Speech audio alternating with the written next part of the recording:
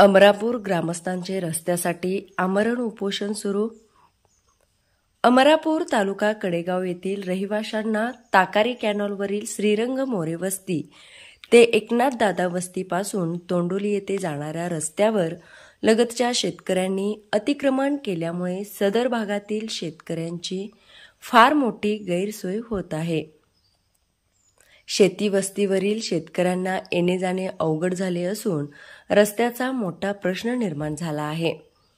सदर रस्त्याचा हद्दी कायम करून रस्ता खुला करून शेतकऱ्यांची होणारी गैरसोय दूर व्हावी या मागणीसाठी व प्रशासनाचे लक्ष वेधण्यासाठी सोमवार दिनांक 19 रोजी सकाळी 11 वाजता तहसीलदार कार्यालयाच्या आवाराबाहेर माजी पंचायत समिती सदस्य ओबीसी सेल जिल्हाध्यक्ष प्रकाश गडळे व सत्यवान मोरे उपोषणास बसले आहेत.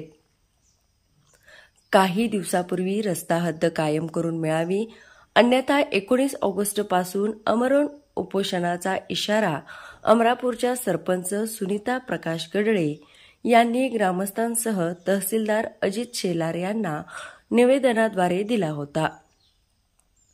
त्या निवेदनावर कोणतीही कारवाई झाली नसल्याने रस्ता मिळेपर्यंत उपोषण सोडणार नसल्याचा ठाम निर्धार उपोषणकर्ते प्रकाश गडळे सत्यवान मोरे यांनी व्यक्त केला आहे.